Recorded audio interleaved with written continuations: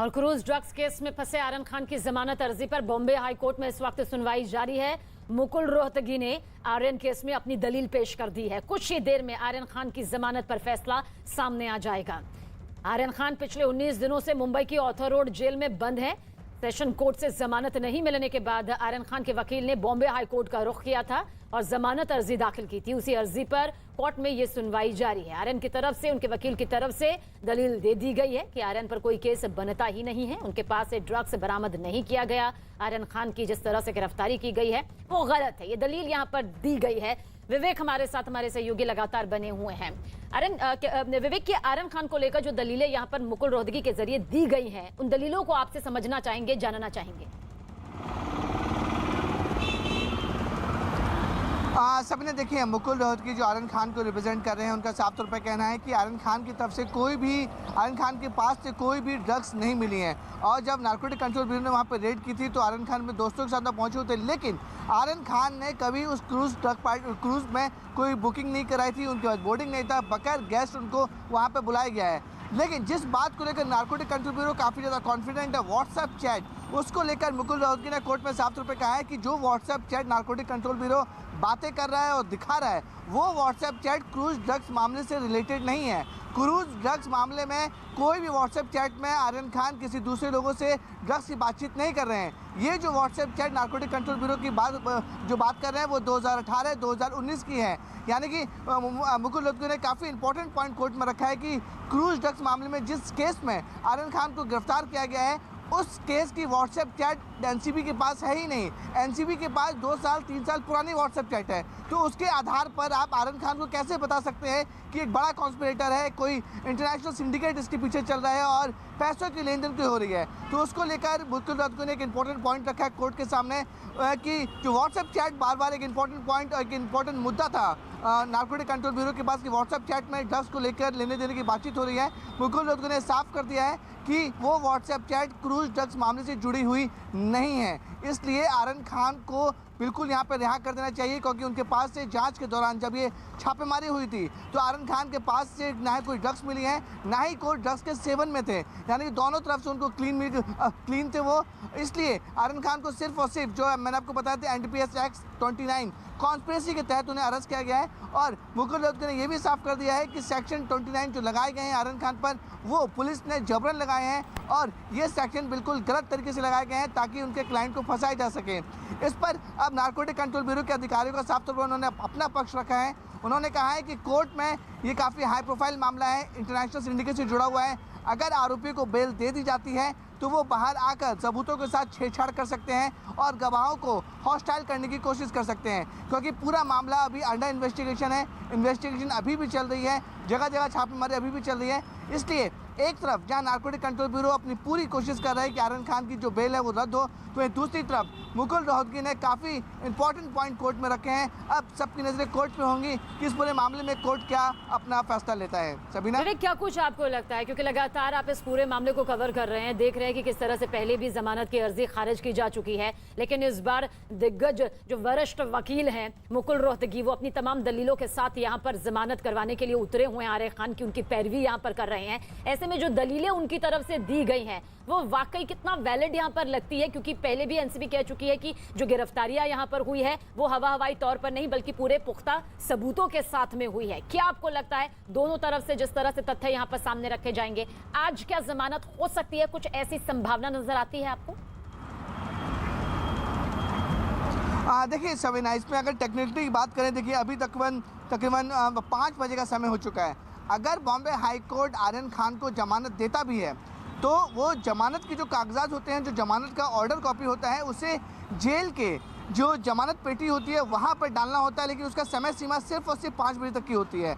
अगर इस पूरे मामले में बॉम्बे हाई कोर्ट आर्यन खान को बेल देती भी है तो उसका ऑर्डर निकालने में और उसकी ऑर्डर कॉपी पहुंचाने में, यानी कि आर्थर रोड जेल में आर्यन खान बंद है, उस आर्थर रोड जेल के बाहर एक जमानत पेटी जो होती है उसमें ऑर्डर कॉपी डालनी पड़ती है 5 बजे से पहले तक। उसके बाद ही अगर किसी आरोपी को जमानत मिलती है तो जेल से बाहर आ सकता है। लेकिन इसमें देखिए समय बहुत महत्वपूर्ण है, समय इसमें लगभग पूरा खत्म हो चुका है। जिरह मुकुल रोहतगी अभी भी कर रहे हैं। अगर ये जिरह 5-10 मिनट और आगे जारी करती हैं तो बॉम्बे हाई कोर्ट हो सकता है कि इस पूरे मामले में फैसला ले भी लेता है, अगर बॉम्बे हाई कोर्ट फैसला लेता है कि जमानत दे भी जाए, लेकिन उसे जेल से बाहर निकलने में काफ़ी ज़्यादा मुश्किलें होंगी, क्योंकि जो जेल की जो प्रोसीजर होता है, जो जेल रूल होता है, उसके हिसाब से जो जमानत के जो कागजात होते हैं वो किसी भी हाल में 5 बजे से पहले जेल के बाहर जो पत्र पेटी होती है उसमें डालना पड़ता है। अगर वो पत्र पेटी नहीं होती है तो उसमें अगर जमानत के कागज़ है उसमें नहीं डाल पाए तो जमानत जो आरोपी है वो जेल से बाहर नहीं निकल पाता है, क्योंकि 5 बजे तक जेल में जितने भी आरोपी है तो उन सब की गिनती होती है। गिनती होने के बाद सबको अपने अपने बैरक में बंद कर दिया जाता है। उसके बाद सीधे दूसरे दिन सुबह 6 बजे उनको बाहर निकाला जाता है। तो ये रूल के मुताबिक जेल मैनुअल के हिसाब से अगर जमानत मिल भी जाती है तो आर्यन खान आज तो बाहर नहीं निकलेंगे, लेकिन सबकी नज़रें अब मुकुल रोहतगी के ऊपर है कि वो कितनी देर जिरह और करते हैं। क्या कोर्ट इस पूरे मामले में आधा पौन घंटा समय और लेता है, क्योंकि कोर्ट का भी समय है कि 5 सवा 5 तक कोर्ट भी बंद हो जाती है। तो अब जज के ऊपर डिपेंड करता है कि इस पूरे मामले में वो किस तरह से कानूनी प्रक्रिया को आगे बढ़ा सकते हैं, या फिर हो सकता है कि जिरह को कंटिन्यू करने के बाद कल का और मौका दें ताकि दोनों पार्टी आके अपना जिरह करें, और फिर कल हो सकता है कि इस पूरे मामले में बॉम्बे हाई कोर्ट अपना ऑर्डर दे। सबीना, बिल्कुल विवेक, जिस तरह से यहाँ पर दलील मुकुल रोहतगी की तरफ से दी जा रही है, ये क्या कुछ नजर आता है? क्योंकि उनकी तरफ से जो दलील यहाँ पर हम देख रहे हैं वो ये सामने आ रही है कि ड्रग्स ही बरामद नहीं किया गया, अपने दोस्त के साथ थे इसीलिए उनकी बिना तथ्यों के आधार पर गिरफ्तारी कर दी गई, मेडिकल टेस्ट तक उनका यहाँ पर नहीं हुआ। क्या वाकई इस तरह से रहा कि आर्यन खान का मेडिकल टेस्ट यहाँ पर नहीं हुआ? क्योंकि अगर वो अपनी तरफ से ये दलील दे रहे हैं तो जाहिर सी बात है किसी कागजी आधार पर दे रहे होंगे कि उनका मेडिकल टेस्ट यहाँ पर नहीं हुआ। बिल्कुल सही कहा सबीनाथ में। देखिए, मुकुल रोहतगी काफ़ी ज़्यादा सीनियर और देश के जाने माने क्रिमिनल लॉयर हैं, और मैं आपको बता दूं कि इस पूरे मामले में मेडिकल टेस्ट नहीं किया गया है, क्योंकि उनमें साफ तौर पे कहा गया था कि जब ड्रग्स बरामद हुए हैं, इनके ग्रुप से ड्रग्स बरामद हुए हैं, तो मेडिकल टेस्ट करने की कोई ज़रूरत नहीं है। इस पर ये पूरी कॉन्स्पिरेसी बताई गई थी नारकोटिक कंट्रोल ब्यूरो के अधिकारियों की, लेकिन इस पर एनडीपीएस एक्ट के मुताबिक हर एक इंडिविजुअल आरोपी के ऊपर यह तय होता है कि कौन से सेक्शन लगाने हैं और कौन से सेक्शन नहीं लगाने हैं। आर्यन खान के पास से कोई ड्रग्स नहीं मिला है, पहली चीज़। दूसरी चीज़, आर्यन खान ड्रग्स का सेवन करते हुए नहीं दिखे गए, आर्यन खान ने कंजम्पशन में भी नहीं किया।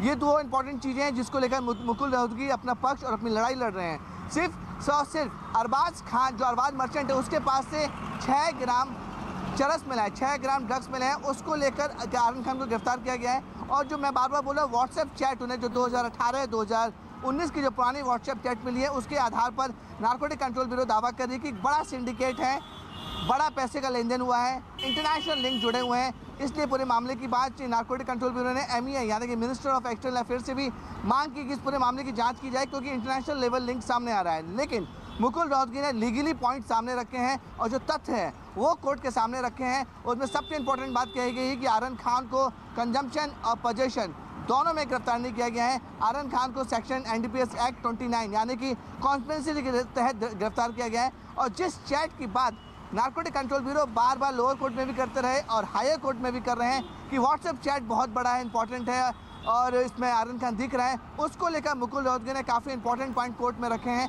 और साफ तौर पे कहा है कि जो WhatsApp chat narcotic control bureau जिक्र कर रहा है वो WhatsApp chat cruise drugs related से मामले से रिलेटेड नहीं है। उस समय कोई चैट एनसीबी के पास नहीं है। ये जो व्हाट्सएप चैट है वो 2018-2020 की है, यानी कि पुरानी व्हाट्सएप चैट है। तो इस मामले में आर्यन खान को जो गिरफ्तारी है उसके ऊपर सवाल खड़ी कर दिए गए हैं कि गिरफ्तारी पूरी तरह से गलत बताई गई है, लीगली गलत बताई गई है, इसलिए आर्यन खान को तुरंत बेल दे देनी चाहिए। लेकिन वहीं दूसरी तरफ नारकोटिक कंट्रोल ब्यूरो का पक्ष यही है कि काफ़ी हाई प्रोफाइल एक्यूज हैं, अगर ये बाहर आएगा तो ऑनगोइंग इन्वेस्टिगेशन को हैम्पर कर सकता है, जो आरोपी जो गवाह हैं उसे हॉस्टाइल कर सकता है, गवाह जो सबूत है उसको छेड़छाड़ कर सकता है। इसलिए इस पूरे मामले में जमानत नहीं देनी चाहिए। आर्गूमेंट बहुत ज़्यादा कर रहे हैं, वो बहुत इंपॉर्टेंट पॉइंट पर मुकुल रोहतगी आर्गूमेंट कर रहे हैं। अब सबकी नज़रें कोर्ट पर रहेंगी कि क्या इस पूरे मामले में कोर्ट आर्गूमेंट को कंटिन्यू रखना चाहता है या फिर कल के लिए एक दिन के लिए डेट को आगे बढ़ा दे कि कल हम पूरी आर्गूमेंट हियरिंग करेंगे और कल इस पर फैसला सुनाएंगे। सबीना, बिल्कुल विवेक, क्योंकि कई सवाल यहाँ पर खड़े हो रहे थे और मुकुल रोहतगी क्योंकि एक दिग्गज वरिष्ठ वकील हैं, ऐसे में वो बखूबी जानते हैं कि इससे पहले 2 बार भी जिस तरह से आर्यन खान की जमानत याचिका खारिज हुई है, इस बार जो तथ्य रखे जाने चाहिए वो वाकई तराजू में भारी पड़ने चाहिए ताकि जमानत जो है उसका पक्ष यहाँ पर पलड़ा ज़्यादा भारी नजर आए। पर जो एनसीबी की तरफ से दलील दी गई, जो जवाब यहाँ पर केस को छिड़खानी या उसे आशंका जाहिर करने की बात कही गई है, आपको वाकई लगता है कि ये जो पॉइंट होगा वो भारी पड़ सकता है कि कहीं केस में किसी तरह की छिड़खानी ना हो? आप बिल्कुल सही बनाएगी। देखिए